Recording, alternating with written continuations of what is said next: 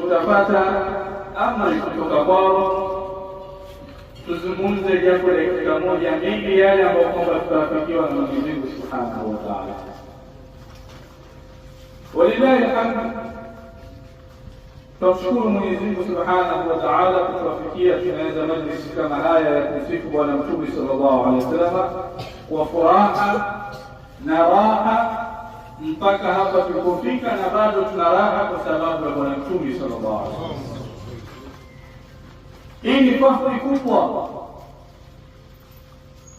kuwa tunaweza kuvumilia muda huu, kwa sababu hivi sasa vikao vingi ambavyo kwamba watu wanaweza kuvivumilia muda mrefu ni vikao vya mpira.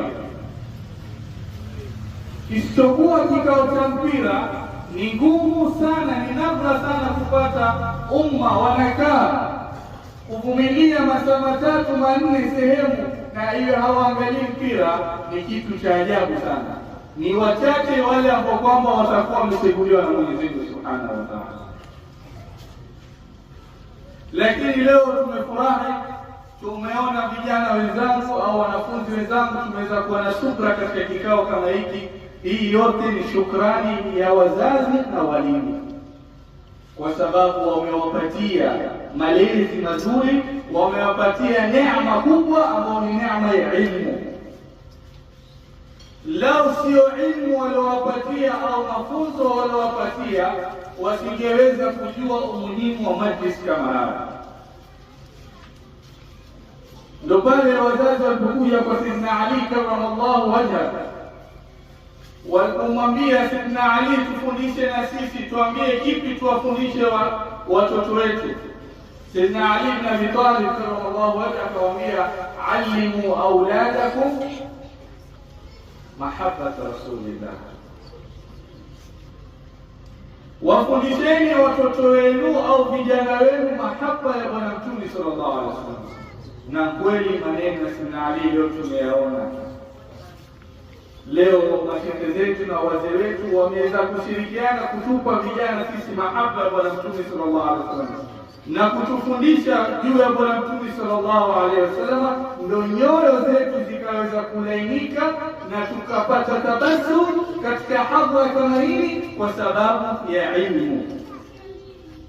Na Mwenyezi Mungu Subhanahu wa Ta'ala atuwafikie na atujalie tuzidi kuwa na himma ya kutafuta ilmu, kwa sababu maalasfi shadid hakuna hivi sasa katika umma au katika zama generation ambazo kwamba zimepatikaniwa kitu kinaitwa al-inhitat kama zama hizi, yani kuteremka chini daraja ya kielimu. Leo tumekuwa baadhi yetu ni wavivu katika kutafuta ilmu, wakati hakuna kitu kikubwa kama ilmu. Ilmu ndio itatupatia mwangaza, ilmu ndio itatufanya sisi tuwe na ihtiram juu ya mashaikh zetu na wazee wetu. Ilmu ndio ambayo kwamba itatuweza kutufanya sisi tubainishe baina halali na haramu. Ilmu ndio ambayo kwamba itatufanya sisi tuweze kumjua al-Haq Subhanahu wa Ta'ala. Lakini maalasfi shadid tuko kinyume yake. Wakati Mwenyezi Mungu Subhanahu wa Ta'ala kwenye Qur'ani anatuambia, kuntum khayra ummatin ukhrijat lin-nas ta'muruna bil ma'ruf wa tanhauna 'anil munkar. Ile khairia ubora tunaopata sisi ummati Muhammad sallallahu alaihi wasallam ni kwa sababu gani? Ni kwa sababu ya ilmu. Leo ikiwa hatutosoma tutaweza vipi kubainisha halali na haramu? Lazima tusome. Tumepata utukufu kwa ajili ya ilmu. Na ukiangalia neno la kwanza liloteremshwa ni ikra, soma. Lakini leo tumekuwa tuko nyuma kidogo katika kutafuta ilmu. Ilmu ni kitu kikubwa sana. Mtume sallallahu alaihi wasallam katika hadithi iliyopokelewa na Imam Tabarani katika Mu'jam al-Kabir anasema, wa inna min alamati as-saa an yuttakhadha al-ilma 'inda al-asabi.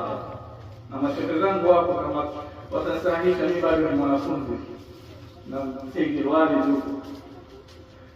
Katika hadithi kama hii tunaambiwa kuwa siku ya Kiyama, katika alama za kuonesha siku ya Kiyama ni itakuja kufika mahali ilmu ichukuliwe inda al-asabi, na hapa wadogo waliokusudiwa sio wadogo kiumri, ni wadogo kiilmu. Kwa itakuja kufika mahali waweza kukuta mtu ni mkubwa kiumri, lakini ilmu yake ikawa ni ndogo na watu wakawa wanachukua pale. Na hii yote ni kwa sababu ya kurudi nyuma katika kutafuta ilmu. Ilmu ni kitu kikubwa. Mwenyezi Mungu Subhanahu wa Ta'ala katika kutuonesha umuhimu wa kutafuta ilmu, ukirudi katika Al-Qur'an Al-Karim utakuta neno ilmu limekaririwa ndani ya Qur'ani mara 779. Neno ilmu kwenye Al-Qur'an Al-Karim limekaririwa mara 779. Angalia idadi ilivyokuwa kubwa. Yote hii ni kutufahamisha mimi na wewe kwamba kuna umuhimu wa kusoma. Ukirudi vile vile katika Qur'an Al-Karim, ukija sasa kwenye ayat, utakuta aya ambazo kwamba zinaelezea swala la ilmu ni aya 860. Lakini aya ambazo kwamba zinaelezea swala la ibada, ama tukizungumzia ibada ni zote, swala, zaka, kila ibada ambayo unaijua, ni aya 110. Angalia utofauti baina 860 na 110, utofauti uko mkubwa. Yote ni kwa sababu ya nini? Kuna umuhimu wa ilmu. Kuonyesha kwamba ibada, huwezi kuijua ibada yako mpaka uende ukasome. Huwezi kuingia msikitini ukafunga raka mbili wakati hujasoma zile raka zinafungwa vipi? Je, unasoma nini katika swala yako? Kuonyesha ilmu ni kitu kikubwa sana. Ukiacha Qur'ani Karim, turudi katika vitabu vya hadithi. Tukikamata kitabu cha Sahih al-Bukhari cha Imam al-Bukhari, utapata neno la ilmu limekaririwa mara 300. Hii yote ni idadi kubwa ambayo kwamba inatufanya sisi tuhamasike katika kutafuta ilmu, katika kumjua Mwenyezi Mungu Subhanahu wa Ta'ala, na katika kuelewa pia utukufu wa majalis kama haya. Ilmu ni jambo ambalo kwamba ni muhimu hivi sasa wazazi waweze kuwapatia nguvu walimu wa madaris, kuwapatia ushirikiano wa hali ya juu, ili wanafunzi au vijana sisi tuweze kwenda kujua Mwenyezi Mungu Subhanahu wa Ta'ala, kuweza kujua ilmu, kwa sababu Mwenyezi Mungu Subhanahu wa Ta'ala bado alipotaka kutuonesha sisi ummati Muhammad sallallahu alaihi wasallam kuwa hakuna kitu kikubwa kama ilmu, alipokuja kuwasifu anbiya, kuwasifu mitume alayhi wasallam katika sifa mbalimbali. Moja katika sifa alowasifu nao mitume ni sifa ya ilmu. Alipokuja kwa Nabii Allah Adam alayhi salam akasema nini? Wa'allama Adam al-asmaa kullaha, yote ni ilmu. Alipokuja kwa Nabii Allah Musa alayhi salam akasema nini? Walamma balagha ashuddahu atainahu hukman. Alipokuja kwa Nabii Allah Yaqub alayhi salam akasema nini? Wa innahu lahu ilmin lima 'allama. Alipokuja kwa Nabii Allah Daud na Nabii Allah Suleiman akasema nini? Fafahamnaha Suleimana wa kullan ataina hukman wa ilma. Hiyo ni ilmu wanasifiwa nao mitume alayhi salam, ili kusudi sisi tuone utukufu na umuhimu na ubora wa ilmu. Wa Lutan atainahu hukman wa ilma. Alipokuja kwa Nabii Allah Nabina Muhammad sallallahu alaihi wasallam, wa Mtume sallallahu alaihi wasallam, wa 'allamnaka ma lam takun ta'lam. Mpaka Bwana Mtume sallallahu alaihi wasallam. Hii yote ni kutufahamisha mimi na wewe ikwata imani, ndugu zangu, wazee wangu, wanafunzi wenzangu, kwamba kuna umuhimu wa kusoma. Na haya tunayazungumza tukiyazungumza kwa sababu hivi sasa kusema ukweli tumerudi nyuma sisi vijana katika kumjua Mwenyezi Mungu Subhanahu wa Ta'ala. Tumerudi nyuma ihtiramu ya kuwapatia wazee wetu. Tumerudi nyuma katika ihtiramu, katika adabu za kuwapa majirani zetu. Tumerudi nyuma kwa mambo mingi sana, na yote haya yamesababishwa kwa sababu ya kurudi nyuma kutafuta elimu. Ndio pale al-Imam Zamakhshari safari moja alikuwa mkali sana. Kulikuwa kuna wimbi linaenea la maneno, watu wakijidai kama yeye kwamba mimi nafanana na Imam Zamakhshari, mwanachuoni mkubwa.